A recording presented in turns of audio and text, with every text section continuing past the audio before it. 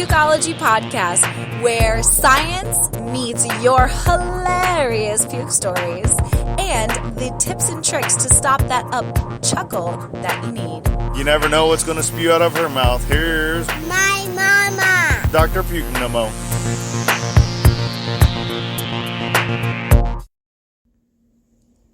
Am I going into labor, or is it just Braxton Hicks Contractions, aka fake labor? Well, how do I tell the difference between the two? This doctor will break it down for you. What are the causes of Braxton Hicks? What does it feel like? And let's chart out the differences between real labor and Braxton Hicks contractions, all coming up in today's Pregnancy Pukeology Podcast, episode 64, What Causes Braxton Hicks? Do you want no more morning sickness, pregnancy nausea, or how about no more headaches or migraines? Visit our sponsor, nomonausea.com, the only natural way to instantly stop your worst nausea, vomiting, or headaches now, and get 25% off with the code PUKE25.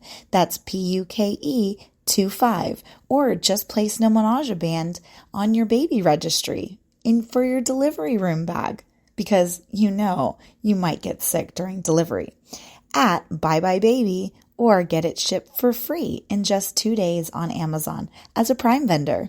Don't forget, No More Nausea, No More Migraine, and No More Sleepless Nights are now available at your local Walmart store, so go grab them. And we even have ones for kids too. Do you want to hear some pregnancy humor that may just make you want to pee your pants? Like you don't have to pee all the time anyway, with hilarious stories like Taste the Gatorade Rainbow, Cereal Made Me Do It, or Spider-Man in My Pants. If you want to learn more about your pregnancy, humor and knowledge is the key to help you survive these 9 months, and just know we're in this together. Today, you will learn the science behind what causes Braxton Hicks contractions, what do they feel like, and how are they different than real labor. Plus, get 4 simple ways to get them to stop hurting right away. All coming up in Pregnancy Pukeology Podcast, episode 64, What Does Braxton Hicks Feel Like? The science of puke, pukeology. So I get this from my patients all the time. So what causes Braxton Hicks contractions? One of the most commonly asked questions for moms to their healthcare providers, because they can't tell. They pick up the phone and say, oh my gosh, I'm in labor. Well, again, you probably aren't. And if you don't know the difference between the two, just stick around because I'm about to tell you. So every pregnant woman will experience their pregnancy very differently. Contractions are one way versus the other. We call false labor Braxton Hicks contractions, and real labor, real labor. So what are Braxton Hicks? Okay, so Braxton Hicks, also known as false labor pains, are sporadic false contractions of a pregnant woman's uterus in preparation for delivery. It's basically like a trial period of time. Okay, so it's trying out the actual muscles in the uterus to make sure that they're working appropriately. So when the true game time comes, it's ready to actually contract down. Most women experience Braxton Hicks during pregnancy, and it is perfectly normal, so you don't need to worry about them. So what do Braxton Hicks feel like? Well, Braxton Hicks are usually mild and maybe a little uncomfortable. Most pregnant women report that they feel like mild cramps are occurring during menstruation. I will tell you, my Braxton Hicks were way more than just a mild a mild period cramp. Mine felt like, woo, real deal. It took my breath away.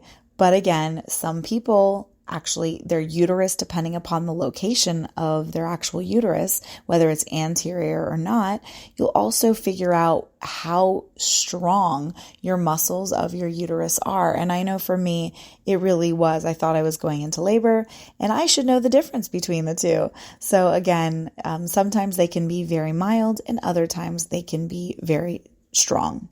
Now, Braxton Hicks contractions are caused by a tightening and hardening of particular parts of your abdomen for about 30 seconds to 2 minutes. Then they go away, but they are quote unquote painless and do not cause dilation of the actual cervix. So you can start contracting, but if you're not actually dilating out, most of the time we deem them as Braxton Hicks contractions, or also known as false labor. And ladies, I will tell you, make sure you're well hydrated. That is the number one reason for my patients when they come in, they have Braxton Hicks, and it's because they're dehydrated and their body is saying, hey, we got to get some water in me. And unfortunately, it's kind of like a cramp. You go to the gym. Have you ever had a really bad cramp because you're dehydrated? Well, your uterus is a muscle. So think of it like your uterus telling you, hey, I have a cramp. You better give me some water to rehydrate myself. So when do Braxton Hicks start? Braxton Hicks contractions usually start during the second trimester after about the 20-week period of time.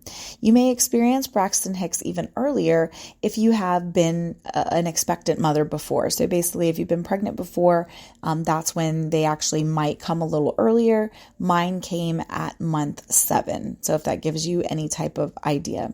Braxton Hicks also tend to be more intense in women who have been pregnant before, like we just said. Braxton Hicks are more noticeable during the third trimester when they increase from the 32 weeks up until you get into real labor. Okay, and we consider full term at in the third trimester. Full term is 36 weeks and beyond. We really want to keep those babies in there the longer the better, because for every week their brain size is actually doubling. So it's very important that we keep the babies in utero as long as possible, as long as it's safe. So where do you feel Braxton Hicks contractions? Well, Braxton Hicks are felt in particular areas of the abdomen. During the Braxton Hicks, or the actual contraction of it, the muscles at the top of the womb contract and then spread towards the lower part of the uterus. So again, you're going to feel it up higher than lower. And when you're going into real labor, we'll talk about this later, you're going to feel lower, that then basically the whole thing, lower and higher, are all contracting down. So what exactly causes these Braxton Hicks contractions? The exact cause of Braxton Hicks is not really well understood, but the following factors have been linked to triggering these false contractions. Number 1, having sexual intercourse. If you think about it, the pounding itself is actually, you're feeling that knocking, and that knocking, believe it or not, is the uterus itself. Most people think, oh no, that's my cervix blocking, but it's not. Think of like a pendulum in physics, where that ball hits another ball, and it pops out. That's actually what's happening. So the uterus is actually sitting lower. And again, as you get closer and closer to your due date, everything kind of drops, right? The baby drops into the canal. So anytime the penis is hitting, it's actually bouncing the uterus, and that's what you feel. So sometimes the uterus, because it is a muscle, or whenever you orgasm, you're contracting down. So that's the reason why that they say that having sexual intercourse can sometimes end up spurring contractions or spurring labor to happen. And you're also releasing other contractile forces and other types of hormones too, like oxytocin, which is the happy hormone. But in the labor world, or in labor and delivery, we call that Pitocin. And that's actually what we give you to pharmacologically help the labor process and to push it back down. Number 2, being very active. Okay, so for example, if let's say you're lifting an object, you're walking up a flight of stairs, doing stuff, anything that's very active, you're contracting all of your muscles, and your uterus, again, is another muscle.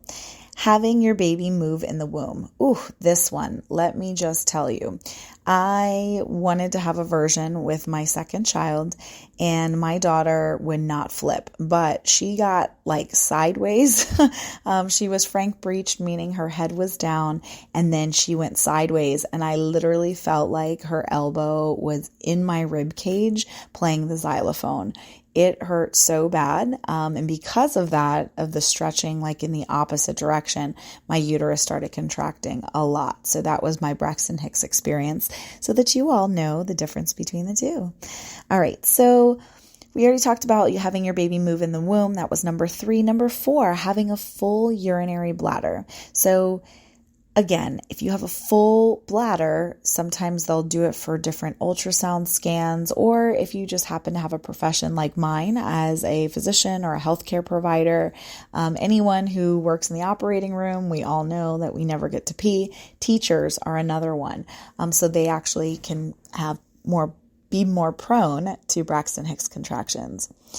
Number 5, inadequate intake of fluid causing dehydration. Dun, dun, dun. That's why we talk about it all the time, ladies. Make sure you're so hydrated, because dehydration can really cause a lot of different side effects. Another thing is too, you never want to get so dehydrated that you feel woozy or sick. And, again, heat exhaustion, especially if you're having a baby that's a Leo, right? Summer babies, you really need to make sure that you stay hydrated. And last but very not least, having an infection.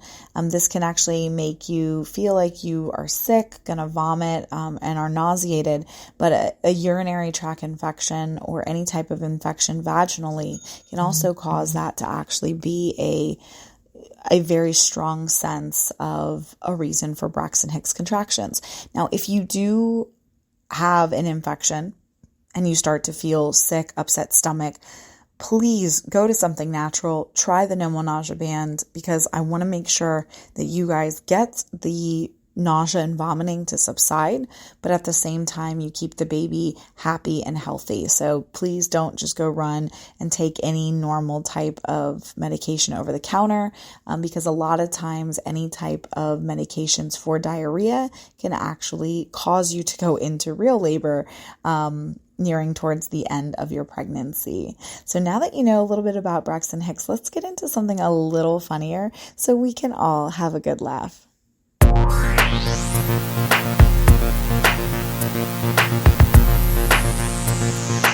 Throwing up on a Tuesday? One puke story.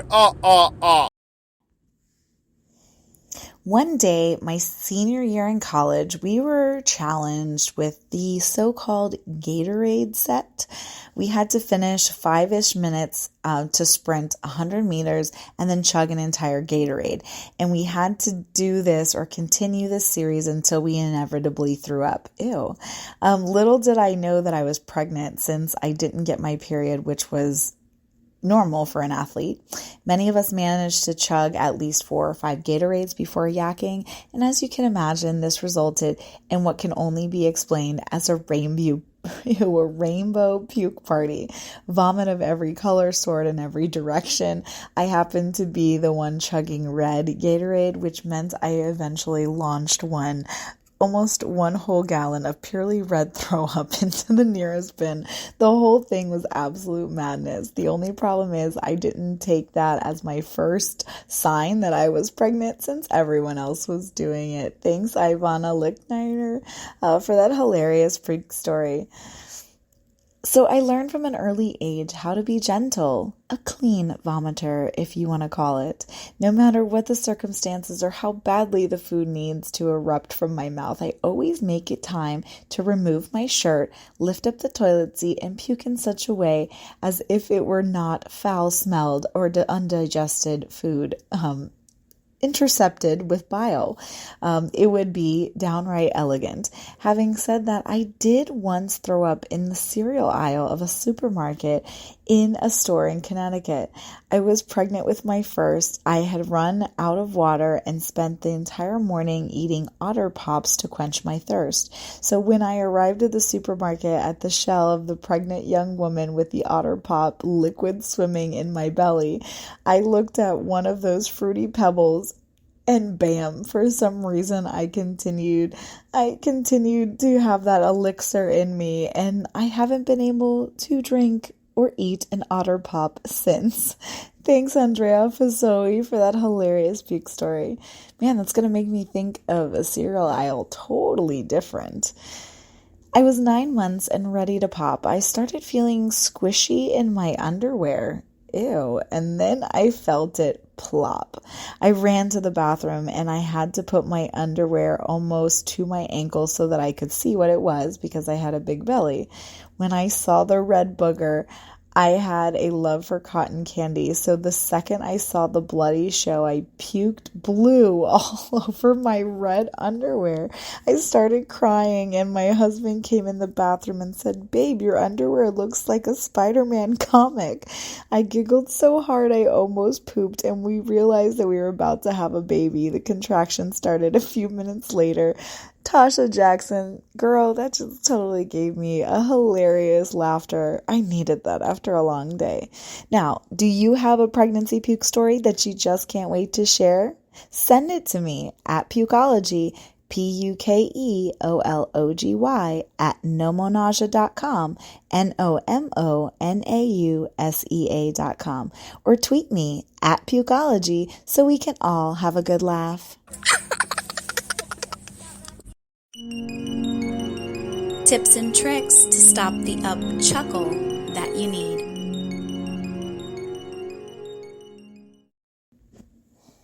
So now we're in the good part, okay? So how do we tell the difference between a Braxton Hicks contraction, which is a fake contraction, and a real contraction, like I'm really going into labor? So real contractions occur at the end of your pregnancy. They are usually regularly occurring every 10 or so minutes. So again, they're very regular and consistent. Real contractions increase in intensity and appear at least 6 times in 1 hour. When you start experiencing the real labor pains, it means your baby is on the way, and you should take your hospital bag with your no more nausea band in it and go to your nearest hospital or healthcare facility, birthing center, or wherever else that you plan on delivering. The following are characteristics of real labor. Write these down, stick it on a Post-it, whatever you need. Okay, real labor. Number 1, contractions are closer to each other and they keep progressing, meaning they keep getting more intense. 2, contractions cause labor pains in your abdomen and migrates to your back. So that's why when you hear some women say, "Oh, I'm having the worst back labor," I totally did. And if your baby is not sunny side up, right? So if the baby is not in the correct position, you will also feel a lot of back pain labor. So the real contraction causes your cervix to open. So that's when they're checking you, right? The number of dilated, when they go in to tell how dilated you are, that's what they're checking to see with your cervix. And it only is going to open if it is real labor. They're associated with the breakage of your water. So your water either breaks or, again, if you are being induced in a hospital facility, they will break your water for you. And then that just progresses the actual labor process on. They start after 37 weeks of pregnancy. Each contraction lasts for more than an extended period of time. So from 30 to 70 seconds. And again, remember consistency. They go at a regular interval of time, and you need to have at least 6 in 1 hour to be considered a real labor. The features of Braxton Hicks contractions include, Braxton Hicks are usually painless. Again, it's up to your pain scale. Me practicing anesthesia, I'm all about no pain, no gain. So again, I thought it was a little painful. Number 2, having an irregular pattern. So they'll be contracting, sometimes they'll hold, and then they come completely irregular. It's like they start coming booming out of control, and then they kind of take a break. They last for a short time and they go away, usually fast. Okay, so usually they last total for about 15 to 30 seconds. They don't migrate to the back. It only occurs on the top of your baby bump. They don't increase in intensity over time. Instead, they taper off and they diminish. They don't cause your cervix to open or break your water. Okay, so don't worry. Again, your cervix is going to be closed unless you had a previous pregnancy where your cervix was what we call incompetent. An incompetent cervix, usually they will end up doing a suture or what's called a cervical cerclage much earlier on in your pregnancy to make sure that your cervix is nice and strong. So again, in Braxton Hicks, your cervix is never, it doesn't start to open. Okay. And then last but not least, changing activities and positions can actually help to halt the contractions. Now that's only for Braxton Hicks. You can literally do whatever you want, reverse cat, upside down, headstand, and changing your position is not going to change the fact that if you are in true real labor. But Braxton Hicks, you will. So let's talk about how can you stop Braxton Hicks contractions, because let's face it, they're annoying, right?